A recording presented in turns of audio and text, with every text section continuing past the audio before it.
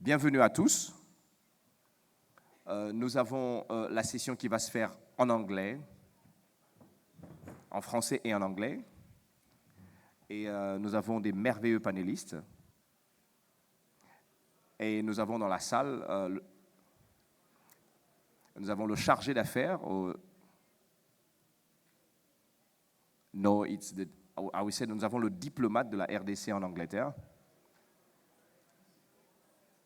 Ça oui, je vais lui demander de se lever.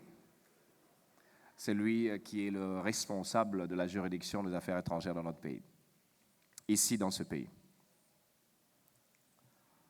Je suis Anthony Kinzo, directeur général de l'Agence nationale pour la promotion des investissements. Et nous avons des merveilleux panélistes ici. Et tout à l'heure, je leur passerai la parole pour qu'ils se présentent et commencer notre session. Je suis même très heureux que nous ayons une merveilleuse dame, Anna Soubaï. Et nous avons André qui est là, et nous avons Jonathan, et nous avons Imran. Avant de commencer cette session, je voudrais 5 minutes simplement de présenter la RDC. Je vais aller sur des questions assez particulières et en donnant un certain nombre de chiffres. 80 millions d'hectares de terres arables. C'est le potentiel que nous avons en termes de l'agriculture. 100 millions population de la RDC. 250 millions de consommateurs. C'est avec les 9 pays qui nous entourent. Un peu plus de 320 millions de consommateurs avec notre accès à East African Community. Et aujourd'hui, quand je parle de 100 000 mégawatts, ceci est le potentiel en matière énergétique.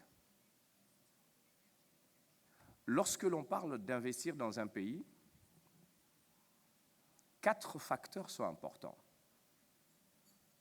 Est-ce que nous avons un retour sur le capital investi? Et aujourd'hui, lorsqu'on parle de la RDC, je vous parle sur ce premier facteur. Nous avons la confiance des bailleurs. Le Fonds monétaire international, IMF, aujourd'hui est en train de faire confiance à la RDC. Si je le mentionne, c'est parce que nous avons passé 6 ans ou même 7 ans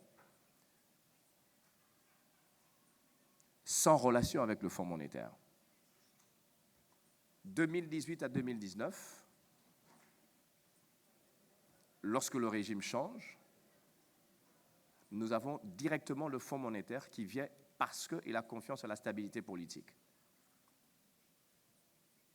Et aujourd'hui, nous avons de faciliter élargir les crédits. Et cette facilité élargie des crédits est aujourd'hui d'un peu plus de 1,5 milliard. Et nous avons d'autres bailleurs qui nous font confiance. Je laisserai Anna Soubaï qui va parler de l'ambition avec Proparco. Et toujours sur le retour sur investissement, les agences de notation financière. Je parle de Moody's, je parle de Standard & Poor's, je parle de Bloomsfield Corporation. Là où le pays était un pays à haut risque, nous venons de passer pour certaines agences de notation d'un pays qui est à haut risque vers un pays dont les perspectives économiques sont positives et stables. Et ça veut dire qu'aujourd'hui, la perception d'investir dans notre pays vient de changer totalement.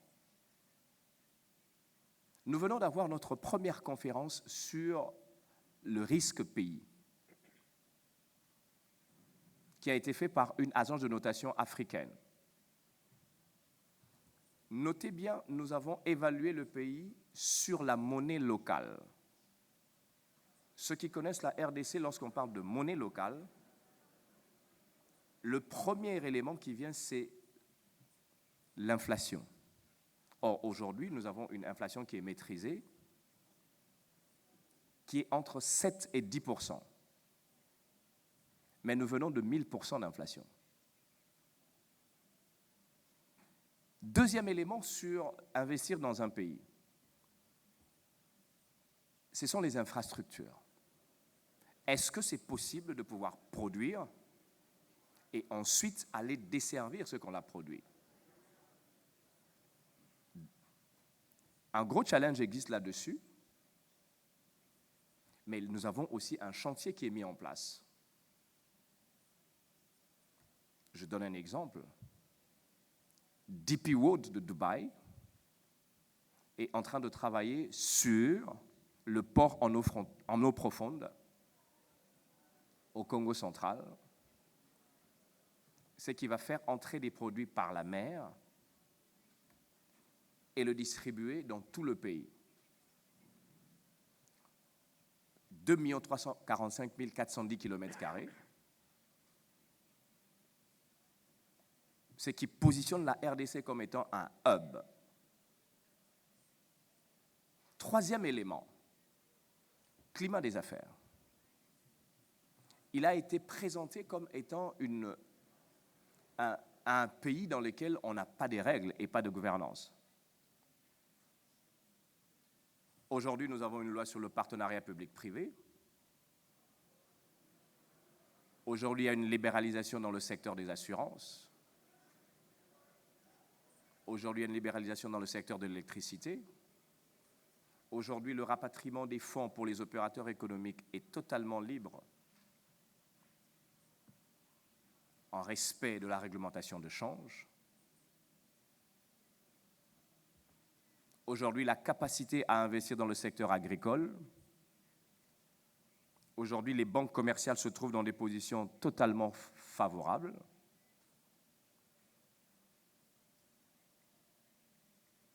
Et aujourd'hui, nous avons une surliquidité des banques commerciales pour réinvestir dans les petites et moyennes entreprises.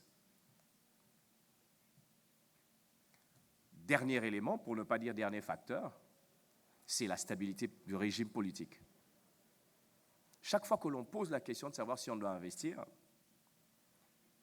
est-ce qu'il y a une prédictibilité sur le pays dans les 4-5 prochaines années? Et nous avons aujourd'hui un engagement à un plus haut niveau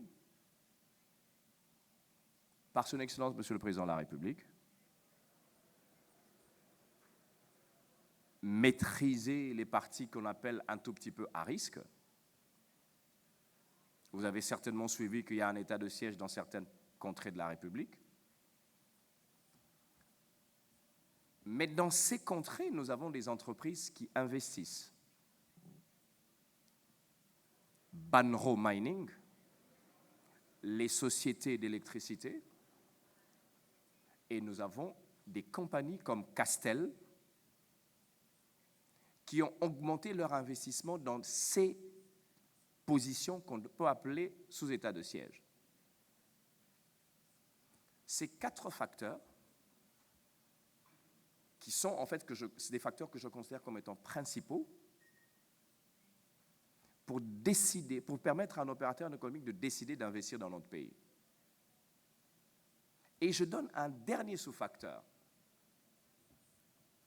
C'est la confiance de certaines entreprises à la RDC. Visa International, qui est une entreprise américaine qui vient de s'installer dans notre pays. Amea Power, qui est une entreprise de Dubaï, qui est en train de finaliser un contrat avec la Société nationale d'électricité. La chaîne hôtelière Hilton, qui est en train de construire dans notre pays.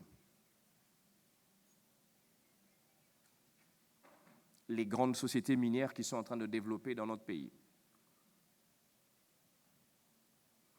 Nous avons aujourd'hui DP World que j'ai cité, la chaîne hôtelière Serena,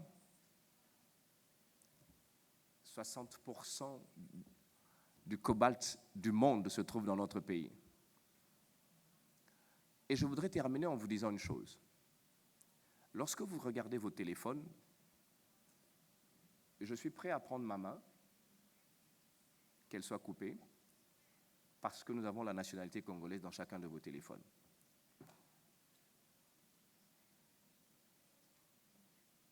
Parce que la petite partie de la batterie d'un téléphone, cette petite partie qui est soit le cobalt, soit le coltan, elle provient certainement de la RDC. J'ai juste posé les bases pour vous dire que l'avenir du monde est en train de se poser en Afrique, mais en fait l'avenir du monde est en train de se positionner en RDC. Même sur les questions climatiques. Vous avez suivi sur le plan international la réunion de la pré-COP 27. 3 grands pays se sont mis ensemble. Brésil, RDC et aujourd'hui la Suède se mettent ensemble pour pouvoir parler le même langage en Égypte pour la COP 27. Alors, je voudrais passer le flow à mes panélistes qui sont là. Et je commencerai par Anna Soubaï, qui va certainement vous donner un point de vue totalement indépendant. Elle répondra certainement en anglais. Hi, is it working? Anna Soubaï, une question. Est-ce qu'aujourd'hui, vous pensez qu'investir en RDC est totalement aujourd'hui différent par rapport aux années précédentes? Thank you very much, Sir Kinzo, and good morning, everyone. My name is Hannah Subei Kamwanga. I'm heading Proparco's operation in DRC. Proparco is a French development finance institution, aka the financial institution of the French government investing in developing markets and countries. We see DRC as a country not only with huge potential, but a lot of track record. So yes, today, DRC has become a very attractive investment destination, which is, in the worst case scenario, at par with a lot of other African countries, if not more attractive. Mr. Kinzo has summarized very clearly and brilliantly a lot of positive factors that have moved in the right direction in the past 3 to 4 years when it comes to the political, the economic environment. We have to highlight that DRC is one of the only countries in the world which was still displaying a positive GDP growth rate during the COVID crisis. I think we were still at +1 or 2%. So there are a lot of opportunities in various sectors, including for Proparco impact sectors, agribusinesses, healthcare, telecommunications, education, and we are quite advanced in a lot of deals in those sectors as well. So yes, a lot of things have changed positively in the past years. According to the EMF view, do you think that today the perspective is very good? It's not only the perspective, it's already today. DRC has an economy which is effectively dollarized, so DRC doesn't run the FX risks that you might find in other African countries. There is no transfer or convertibility issues when you are an international investor putting your money in the country. And when it comes to businesses, I will give you a few examples, but you will definitely find credible, sizable businesses who are operating a net profit of $10, $20, $30, $50 million every year, and they have had this type of performance for the past 5 to 10 years. So as an international investor, this type of businesses, which are operating not only in the mining sectors, but also in other sectors that I've mentioned, are very, very attractive, and we are looking forward to deploy more capital in the country. Okay, Imran, I'm coming to you because you are established in DRC for more than 20 years from your father, and then yourself you are working in DRC. Can you just give us the pictures before and the picture for now? Is it possible now to have this investment in DRC? Thanks, Mr. Kinzo. Yes, international investors are now not only welcomed, but they are able to operate in an environment that is much more stable, transparent, and also increasingly efficient. It's not to say that it is, without any issue, but there are many misperceptions in the international market, which when you become set up on the ground locally and begin operating, you realize that these are true misperceptions and misconceptions. And as Hannah just mentioned earlier, capital is free-flowing. And when you have free-flowing capital, and in spite of that freedom of movement, you are seeing larger and larger inflows sequentially year over year in foreign direct investment across sectors. That brings a lot of confidence, not just in the economy, but also within the international markets and how the DRC is perceived. The economy is effectively dollarized, but that doesn't mean that the local currency itself has been relatively stable in spite of the COVID, the shocks related to COVID, and the economy did show positive growth, and we intend to see that growth as we go into the end of this year. So it's important to mention that when we have the COVID around the world, our economy has the GDP of 1.2, and then in 2021, we just grew up for 5.5, 5.4. So you can imagine how the resilient economy we have. So I will come back to you, Jonathan. Can you give us a strategy, a successful investment strategy in DRC? Because you are investing in a successful sector. Please, can you give us? Yes, thanks, Mr. Kinzo. My name is Jonathan Johansen. I'm the co-founder and CEO of Flash. Flash is a fintech, the first fintech in DRC, licensed by the central bank and exporting now our services in the region as well. So if we could share also some insights about investing in DRC, also telling that investing in DRC 10 years ago is not the same as investing now. There's been really a big shift in how things are working. For example, in terms of population now, it's getting more and more urban. We're gaining 1 million people per year in Kinshasa alone. So currently, we approximately 16, 17 million people in Kinshasa. Also, there's a big change in terms of demographics, as now we have a very young population. 50% of the population is below 24 years old. So here we've got really a pool of talent, of future talent Congolese that will be here in the market to boost also our economies. Also, we have a strong capacity to leapfrog. Congolese people are very resilient by definition. And we've been seeing this in terms, for example, for the telecom industry. Today, we have 4G in all the urban areas, peri-urban areas, even rural areas. Affordability also on the internet is key and important for the new economies, and moreover for my business, of course. But now young populations can afford a smartphone for $30, $40. The cost of internet, thanks to the fiber, we have also a lot of investments in terms of fiber connected through different hubs.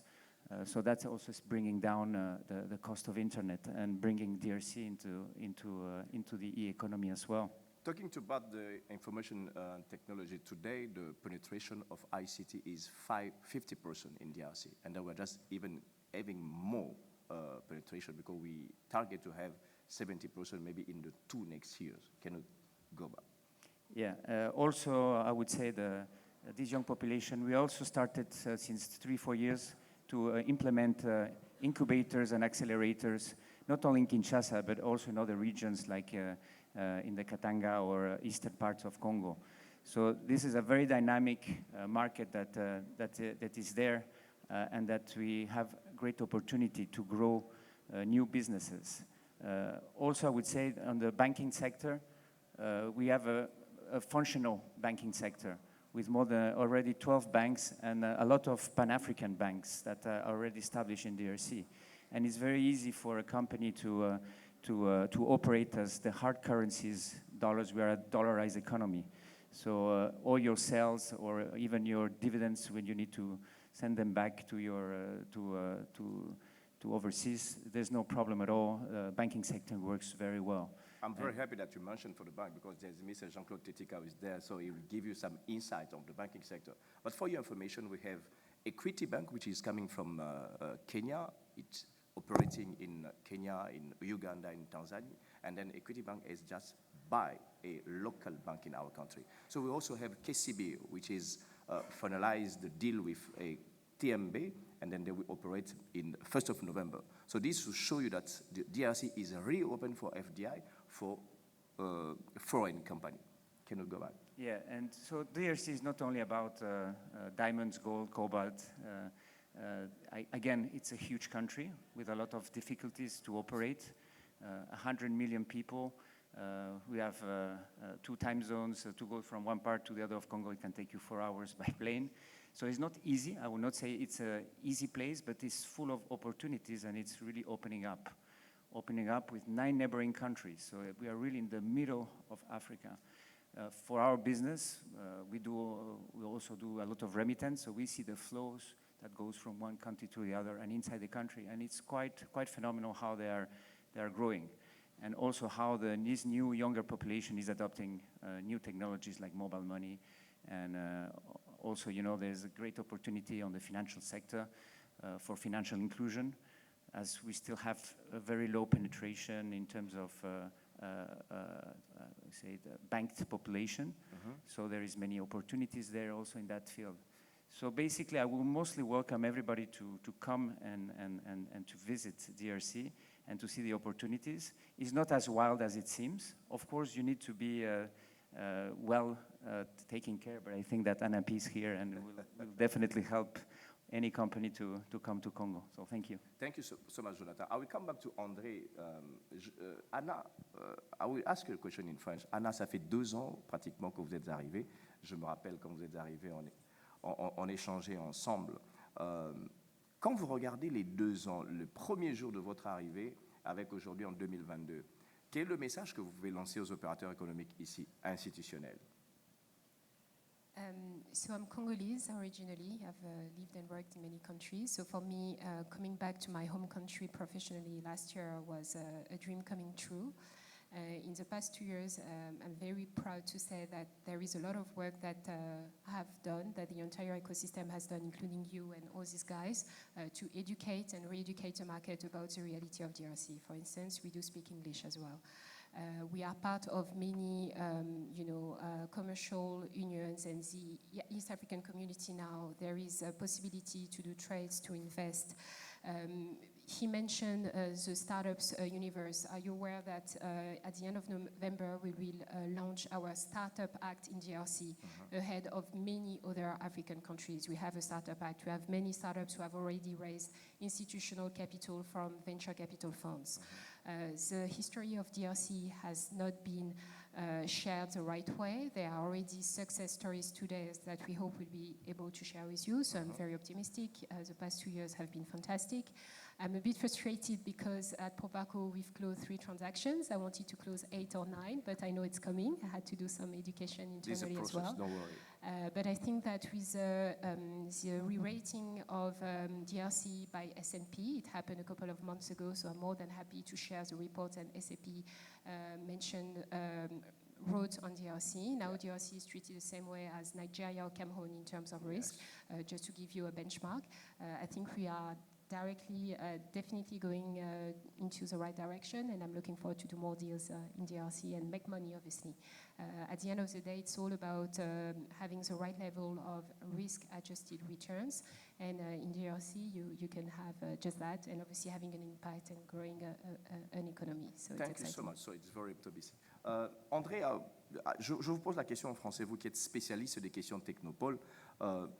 Vous venez de suivre 3 opérateurs économiques, que dis-je, 2 opérateurs économiques et un bailleur. Et ils vous ont présenté un tout petit peu une vue globale d'investir en RDC. Et je peux vous assurer, sur les questions immobilières dans notre pays, le besoin est là. Nous avons une loi sur l'entrepreneuriat qui vient d'être votée, et je précise que cette loi donne une amnistie fiscale pour les petites et moyennes entreprises pendant 1 année, ce qui fait qu'aujourd'hui, les défis d'accès au financement sont taclés, pour ne pas dire commencent à être réglés. Il y a un fonds de garantie pour l'entrepreneuriat congolais. L'État congolais se porte caution auprès des banques commerciales. Et il y a une loi sur la sous-traitance qui permet à ce que les petites et moyennes entreprises se prennent en charge. Vous avez une expérience dans plusieurs pays. Je parlerai du Maroc, je parlerai d'autres pays. Qu'est-ce que vous pensez que la RDC peut vous offrir et qu'est-ce que vous attendez de la RDC? Alors bonjour. Good morning. Donc mon nom est Alain André, je suis basé à Sophia Antipolis sur la French Riviera, la promenade des Anglais, vous connaissez tous. Et je suis spécialiste de la création de Science Park dans plus de 20 pays. Et en particulier, l'Afrique m'intéresse beaucoup parce que je suis moi-même né à Casablanca, au Maroc. Et quand les Marocains, il y a 20 ans, m'ont demandé de faire la même chose que Silicon Valley en Afrique, j'ai dit oui, bien sûr, tout de suite, mais aucun des Marocains n'y croyait, hein. Aucun, à part le roi. Et 20 ans après, le Technoparc de Casablanca, ça représente 15 000 jobs, à peu près. Et c'est la plus grande technopole actuellement d'Afrique. J'ai travaillé en Algérie, en Tunisie, en Côte d'Ivoire, à Abidjan. On a réalisé en pleine guerre, donc un pays vraiment instable, le village des technologies Vétib. Et dernièrement, le maire de Marrakech m'a demandé de faire une technopole à Marrakech. Et depuis un an, je travaille avec vous, avec la Chambre de commerce en particulier, que je remercie, du Congo. Il y a un an, je ne croyais pas vraiment. Pour créer une technopole, il faut une stabilité évidemment politique, une stabilité économique, il faut des lois, des règles, il faut des start-up comme celle de Jonathan, il faut une volonté. Je crois qu'un an après, en dialoguant beaucoup avec vous, effectivement, vous avez beaucoup progressé au niveau de l'inflation, au niveau du développement de 3 incubateurs dont a parlé Jonathan. Donc une technopole, c'est un science park. Everybody knows Silicon Valley, bien sûr, ou Cambridge, ou Oxford, puisqu'on est en Angleterre. Une technopole, ça permet aux investisseurs étrangers d'avoir une structure, une infrastructure, un cadre, un framework, où on va trouver des start-up, des entreprises plus grandes, des universités, du transport, de la santé, de la qualité de vie. Les jeunes, maintenant, veulent du green space, du téléworking, du télétravail. On a vu qu'avec la pandémie, beaucoup d'ingénieurs travaillaient à la maison. Donc on va développer du coworking, on va développer aussi du crowdfunding, crowdlending. Donc un certain nombre d'outils digitaux. Et on a entendu la fibre optique chez vous, les lois sur l'entrepreneuriat dont tu as parlé. Je crois que la RDC est maintenant en situation, c'est un très grand pays, c'est 5 fois l'Angleterre, 5 fois la France. Une volonté, beaucoup de jeunes, et moi je suis très écouté à Bruxelles quand je fais des speeches parce que je lutte aussi contre l'immigration. Et j'ai dit aux Marocains, retenir les meilleurs talents. Il n'est pas normal que les Marocains, que les Algériens aillent en Europe, au Canada. Les Congolais, c'est la même chose. Les meilleurs talents doivent rester dans le pays et développer le pays. Et une technopole, ça permet ça. Je crois que vous êtes en train de mettre en place tous les outils qui sont vraiment adaptés à la création d'une technopole. Avec Stéphanie, on travaille sur un terrain de 2000 hectares, la Chambre de commerce. C'est grand, mais pourquoi pas, dans l'agriculture, principalement, les télécoms, la construction aussi, l'industrie. N'oublions pas l'industrie, c'est très important. Et donc, j'espère bien qu'en 2023, on démarrera une technopole. Alors, j'espère ne pas vous porter malheur, parce qu'en novembre 2021, il y a un pays qui m'avait demandé de faire une technopole, et malheureusement, je n'ai pas pu le faire, c'était l'Ukraine. C'est un petit joke. Oh, OK. Je vais peut-être redonner la parole à André tout à l'heure. Aujourd'hui, quand on parle de 100 millions d'habitants, nous avons 67% des jeunes. Nous avons un programme ambitieux d'industrialisation, 58 milliards que nous sommes en train de rechercher, dans les zones économiques spéciales, dans l'énergie, dans l'immobilier, dans l'infrastructure. Et aujourd'hui, je peux vous dire qu'il y a un contrat qui est en train d'être signé entre la RDC et la Zambie sur le lithium pour créer de la valeur et développer. Est-ce qu'aujourd'hui, vous pensez que votre projet s'inscrit dans cette dynamique? Et je voudrais que vous me dites, sur votre expérience, quels peuvent être les challenges pour installer un projet technopole dans le pays comme la RDC? Je vais prendre l'exemple du Maroc, où personne ne croyait au projet de Science Park. Et j'ai demandé au ministre des Télécoms de m'organiser une réunion comme aujourd'hui avec tous les porteurs de projets, les jeunes créateurs, les start-upers, comme on les appelle au Maroc, et j'ai eu plus de 300 personnes dans une salle. Et ça m'a permis de démarrer cette Science Park from scratch. Il n'y avait rien, hein. Et on a créé un écosystème très vite. Et vous avez, je pense, déjà beaucoup de jeunes éduqués, ce qu'a dit Anna, beaucoup de start-upers comme Jonathan. Vous avez une volonté, il faut une passion. Silicon Valley, ça s'est fait, if you remember Silicon Valley at the beginning, it was 2 guys, Fairchild, two engineers. The business plan was 1 page.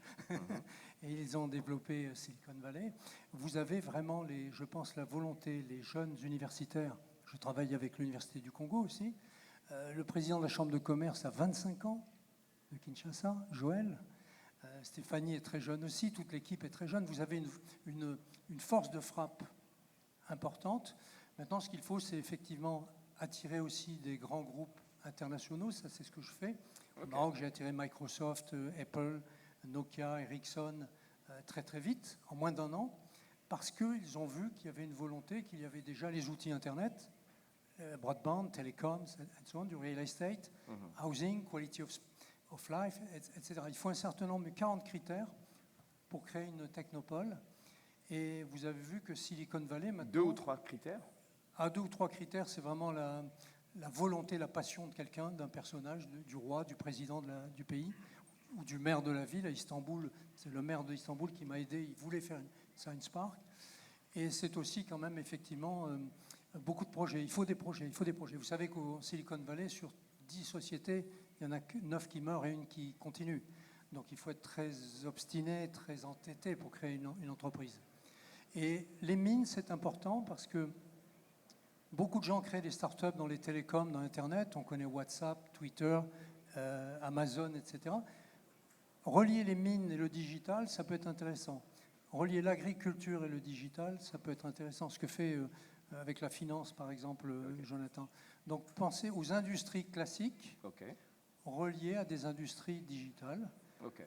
Et l'agriculture, vous avez vu qu'on manque de blé dans toute l'Europe et en Afrique. Vous avez un pays où tout pousse, je crois qu'il suffit de lancer une semence pour qu'il pousse quelque chose, du blé, du maïs en moins d'1 an. Là aussi, les industries classiques peuvent être boostées par les télécoms, par les drones, par le digital, etc. Donc vous avez beaucoup d'atouts. Merci André. Je voudrais juste préciser que Visa International qui vient de s'installer a l'ambition de créer des centres d'excellence avec des universités dans notre pays. L'objectif, c'est le transfert de connaissances, mais l'objectif, c'est aussi une éducation financière, mais une éducation dans le secteur des télécoms. Lorsque cela est en train d'être pris au niveau de l'université et de l'éducation, ça crée un effet boule de neige dans l'économie tout entière. On a entendu les 4 merveilleux panélistes.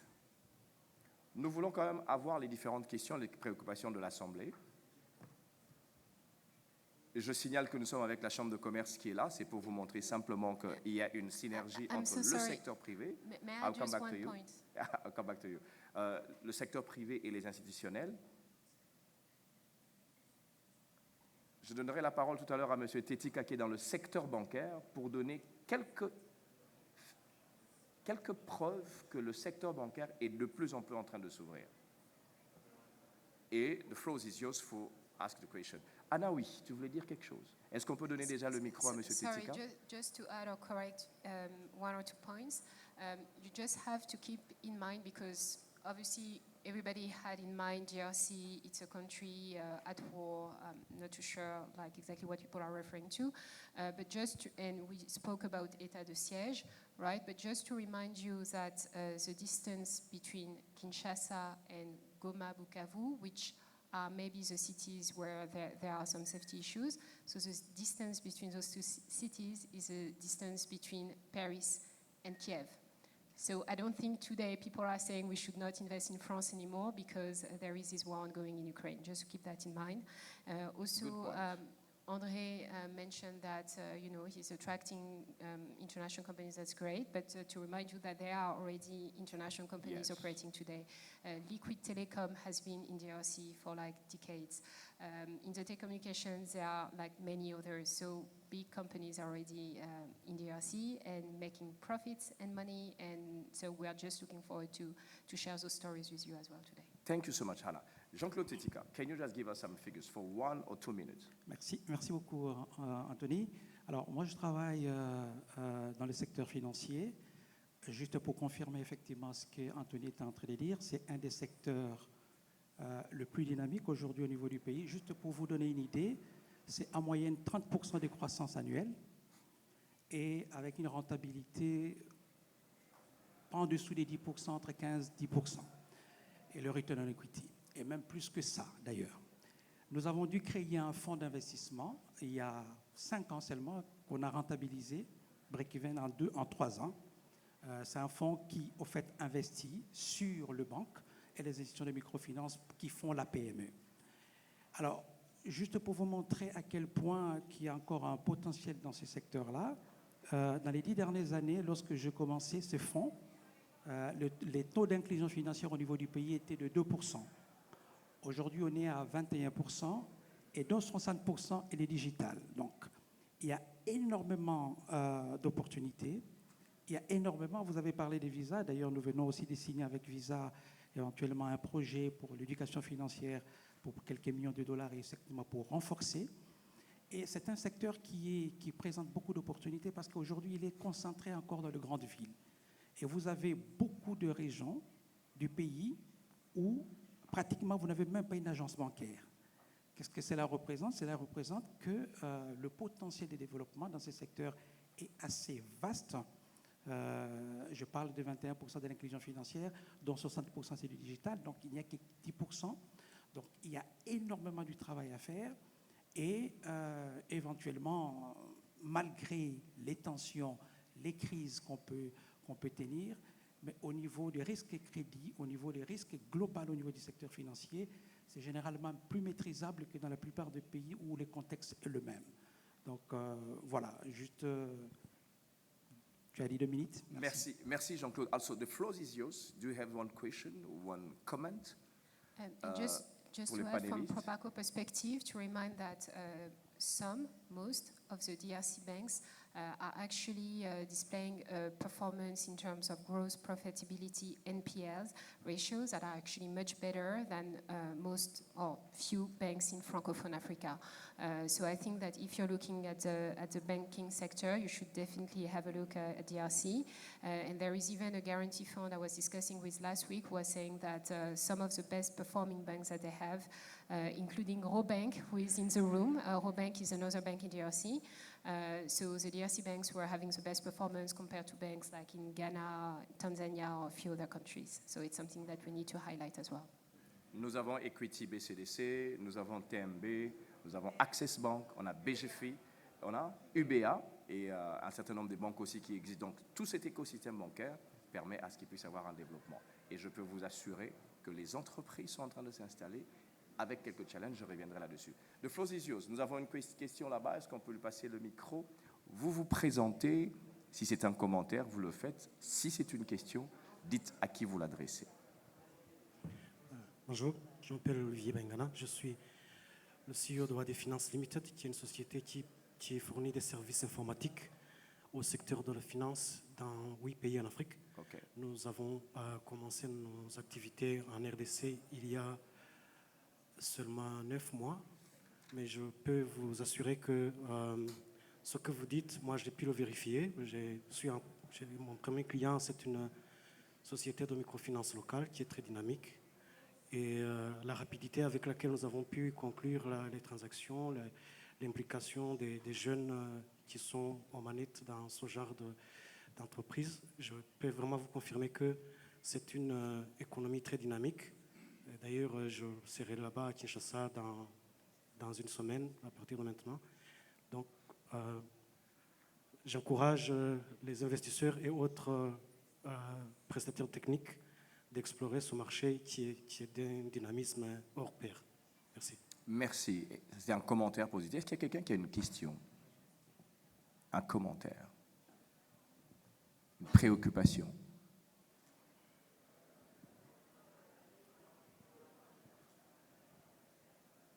Je reviens aux panélistes parce qu'en fait, je pense que les gens sont un peu timides. Je crois qu'il fait un peu froid.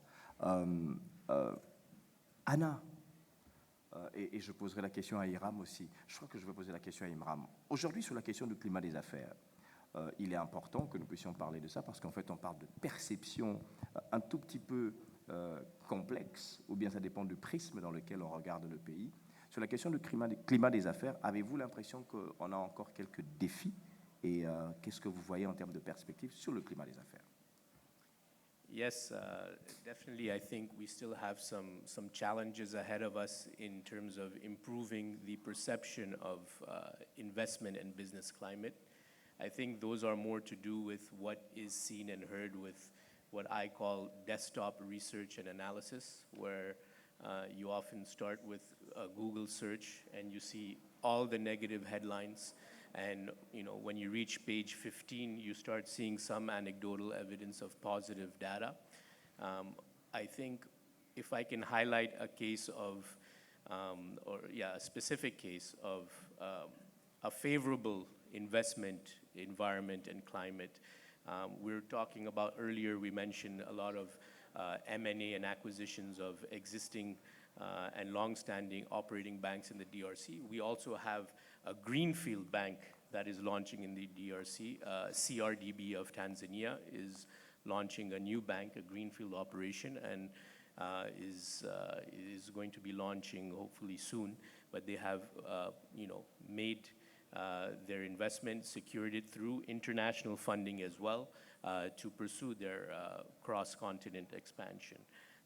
We are seeing not just foreign investors coming in, but we are seeing local business groups that I call, in American speak, doubling down on their bets on the economy by shifting from trading and importation of goods and services to setting up local production facilities.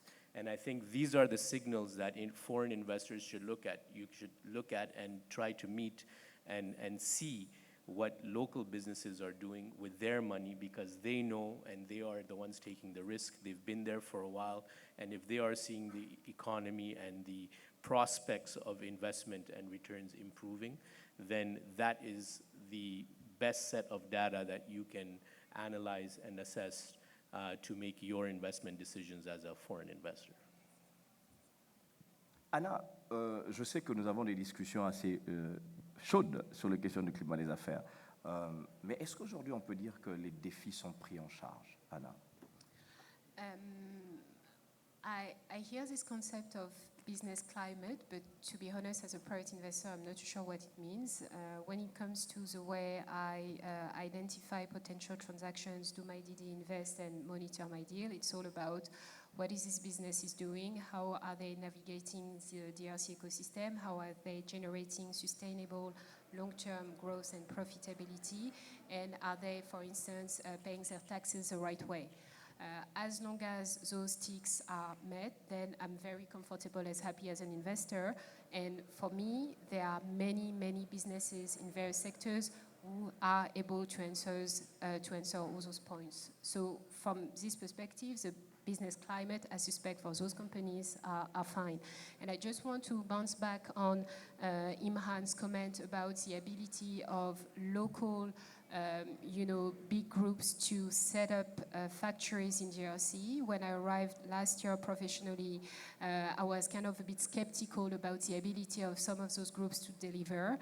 But now, after 2 years, I'm fully confident that in DRC, the right ecosystem has been set up where those groups have the ability to find the right technical partners or EPC partners. If we talk about an energy project, they know how to design, to deliver. You have construction companies who understand how to build warehouses and factories and hydropower or solar plants the right way. You have local banks who now have a lot of liquidity because of especially because of the increase in mining stuff. So you have local funding available, and now you have all the right ingredients to actually deliver a successful, industrial project in DRC today. So it's very exciting. Je pose cette question parce qu'en fait, il est important que vous ayez quelques chiffres. 2020 et 2021, sur les questions d'investissement dans notre pays, en RDC, nous avions eu pour 2020 59 projets qui ont été agréés au Code des investissements. Et en 2021, nous avons eu 64 projets qui ont été agréés au Code des investissements, avec un total en termes de coût d'investissement de pratiquement 4 672 941 535. Ceci vous montre combien il est possible de pouvoir s'établir en RDC. Hier, on n'avait pas une capacité de pouvoir créer une société assez rapidement. Aujourd'hui, il y a un guichet unique en matière de création d'entreprise et qui fait en sorte que toute personne, lorsqu'elle suit le processus, elle peut créer son entreprise. Une fiscalité qui de plus en plus est en train de s'améliorer. Quand je parle de la fiscalité, ce sont des gros défis. Il est important que le discours que je porte soit crédible. Nous sommes conscients que la complexité ou la compréhension de certains textes légaux nécessite qu'il puisse y avoir ce que j'appelle une sorte de clarification. Mais de plus en plus, la réforme qui est portée par le ministre des Finances sur les questions de finances publiques ont tendance à amener notre pays vers une autorité de revenus fiscaux, de manière à ce que nous puissions avoir un seul interlocuteur fiscal, autant pour la parafiscalité, autant pour la fiscalité, et autant pour un certain nombre d'éléments. Et donc, vous allez voir que dans les différents 4 milliards que j'ai présentés, 3 secteurs sont importants. On a vu le secteur immobilier, c'est un domaine que je gère, le Code des investissements dépend de moi. Nous avons vu le secteur du tourisme qui est en train de monter et les infrastructures routières. Pourquoi? Le pays est en train de se développer et nous voulons relier l'Est à l'Ouest, le Nord au Sud. Ça, c'est un élément qui est extrêmement important pour nous, pour qu'il puisse y avoir une circulation des biens et des personnes. Je voudrais peut-être voir quelqu'un dans la salle. La timidité est partie. Est-ce qu'il y a un commentaire? Est-ce qu'il y a une question qui est posée sur un aspect minier, sur un aspect infrastructure, un aspect bancaire? Oui, on peut passer le micro à monsieur. Vous vous présentez et vous dites à qui vous adressez la question.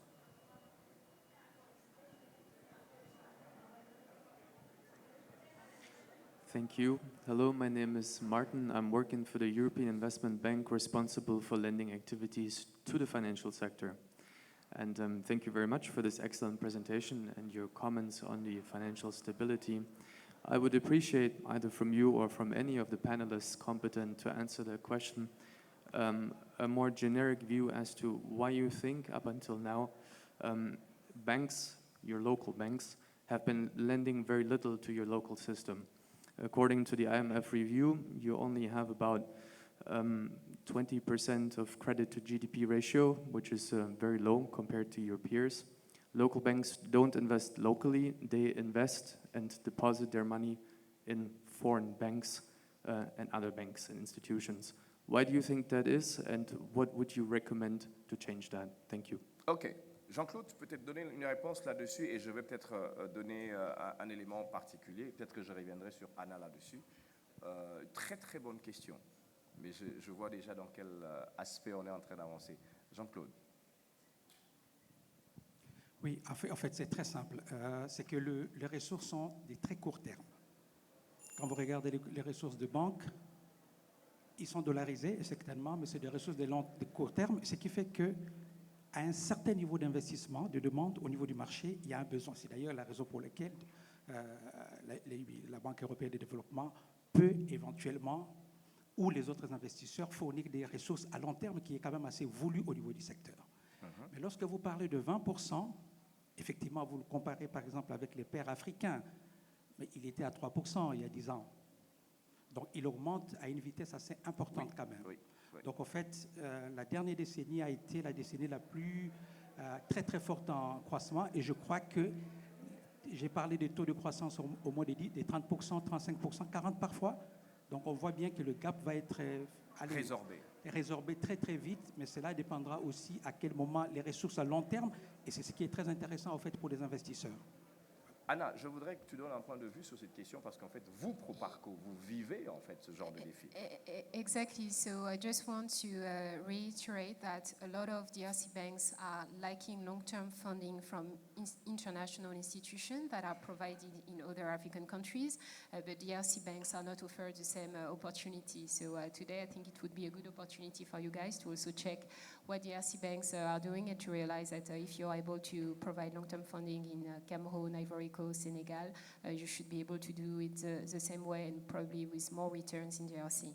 And point number two, I completely agree with my peer. Actually, sometimes I'm losing deals to local banks, so I can definitely confirm that they are funding more and more the local economy, not only businesses and not the mining sector, because at Proparco we are not looking at the mining sector. We are in agribusinesses, healthcare, education, and all these type of things.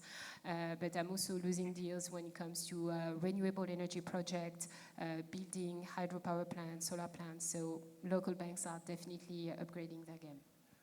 Je vais ajouter à ces deux commentaires un élément qui est important. C'est ce que j'appelle un héritage de perception négatif ou négative de la RDC. N'oublions pas que nous venons d'un système où il était difficile pour un opérateur économique de se dire « je veux aller investir en RDC ». Ce qui fait que la RDC était considérée comme étant un pays à haut risque et les banques qui s'installaient devraient se prémunir par rapport à l'argent qu'ils étaient en train de recevoir ou de gérer par rapport aux autres.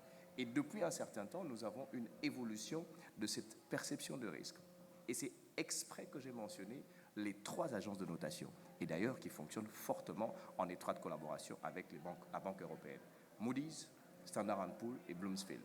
Et d'ailleurs, la Banque européenne est déjà en train de donner un crédit important à la RDC au travers de certaines agences. Quand je parle de Proparco, vous allez retrouver quelque part un lien d'ailleurs avec l'agence européenne, ça c'est un élément important. Donc cet héritage historique est en train de poursuivre la RDC, mais il y a une rupture qui se fait.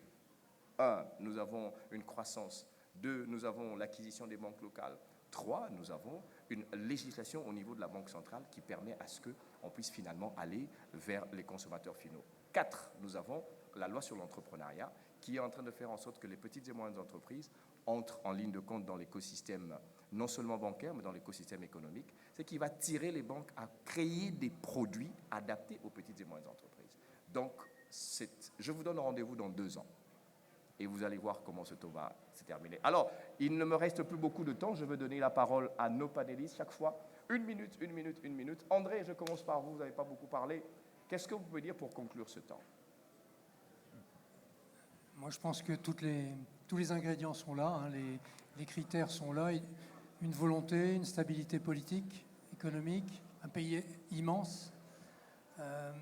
Proparco, que je connais bien, qui est là, qui a donné énormément d'éléments positifs pour créer, en tout cas ce que moi je voudrais créer, une Science Park dans ton pays. Il y a énormément de... Quand j'ai fait la Côte d'Ivoire, je l'ai dit tout à l'heure, j'étais en pleine guerre, d'accord. Je rappelle aussi que la Côte d'Azur, là où je vis, la French Riviera, nous avons eu un attentat très important sur la promenade des Anglais et tout le monde investit. Et cette année, tous les touristes sont là. Donc je pense que c'est le très bon moment. 2023, c'est l'année du Congo. Et je vais essayer de vous aider à créer les science avec des gens comme Jonathan et d'autres et vos banquiers. Ce qu'il faut, c'est de la passion, de l'énergie, des projets, et un peu de financement et des lois et des politiques qui nous suivent. Les lois existent, les projets sont là, Proparco est là. Jonathan, 1 minute, parce qu'en fait, Yes. même moins d'1 minute, on est en train de conclure. No, I would like to pinpoint that it's very exciting times for our economy. Yes, la For- cloche, elle sonne. Yeah, and I would say that for us as well, it's now 24 years I'm in DRC, and it's now the first time that we get exposure and a lot of interest in what we're doing, and also now leveraging our company outside of DRC. So hopefully, I think now it's the time to come to Congo. So I will finish. Imran, Thank you. I think we should look at a variety of sectors in the DRC. We spoke a lot about financial services, telecommunications, but there is a huge opportunity in agriculture, agribusiness. We need to strengthen, and we are strengthening our food supply chains, food security. There's a lot of import substitution with the increase and development of, or redevelopment rather, of infrastructure, whether it's energy, it's road and rail. All of these opportunities are further unlocked. And don't forget, we have 3 or 4 large urban centers that are huge markets for locally produced products, and we have the necessary conditions to allow for those investments. Anna, 5 secondes, et je vais clôturer. 5 secondes. C'est quand même une voix de femme, je pense. So my business card is here. If you want to do business in DRC, please just WhatsApp me. And as part of the DFI, in my mandate, it's also a question of ecosystem building. So if you have any funding, but also commercial, legal questions, please feel free to come to us. Thank you. Alors, je vais conclure par cette phrase de PNUSED qui a dit qu'en 2021, lorsque vous avez regardé les investissements directs étrangers, donc le FDI, la destination en RDC avait augmenté de pratiquement 15 à 20%. On était arrivé à 1,6 milliard. Les perspectives pour fin 2002, ce sera de 300 millions de plus. Ça veut dire qu'à la fin de l'année, nous risquons d'atteindre les 2 milliards d'investissements directs étrangers. Welcome in DRC. Mesdames et messieurs, je vous remercie et c'est le temps d'investir en RDC. Merci beaucoup.